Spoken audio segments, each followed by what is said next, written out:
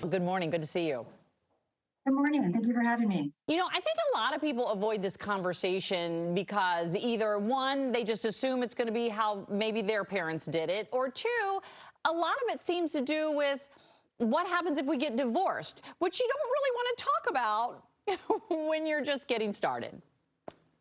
That's right. I mean, it's not a romantic conversation to start a marriage talking about your finances. This is what's so difficult when people decide they want to do a prenup, is figuring out how to have that conversation. But it's a really important first step in getting married and getting engaged, and just some transparency so that everyone understands what they're signing up for.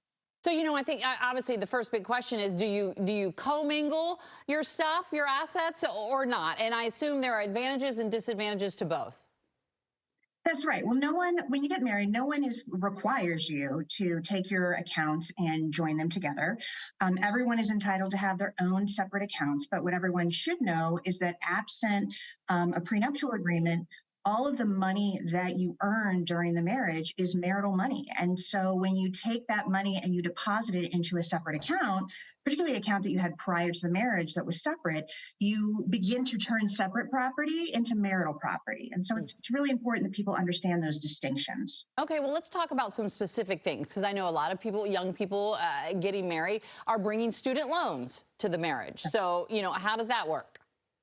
Well, a student loan is interesting. It's very common these days, particularly with young couples. Almost everyone comes out of school with some loans. And so those loans are personal to the person that acquired them.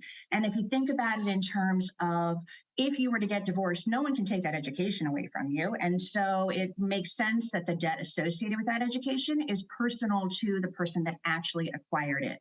Now, during a marriage, sometimes what we see, a lot of my clients at Stein Sperling, if they have a property or they have a mortgage later in life, they may take out a home equity line of credit or some sort of joint marital loan to pay off student debt. Now, when you do that, you've now created, you've paid off a personal debt, and you've now created a joint debt. Okay, so then how does that differ than, say, bringing credit card debt? Like, I have my own credit card, I bring that to the marriage, he has his.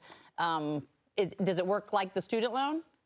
It really does. I mean, so there's a distinction between debt that is used to acquire a property, like a house or a car or a boat, versus the debt associated with consumer debt is going to be personal to the person that took out the credit card.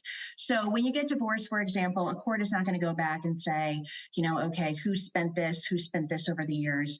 And certainly a credit card company is not going to care that you tell them that your ex-spouse racked up all these charges. You're going to be liable if you are the one who set up the credit card. So it's important to make sure you have a clear understanding of how those debts are going to be paid during the marriage if you're going to have two people using the card. The last thing I want to get in before our time is away is, what about like another mortgage or a car loan?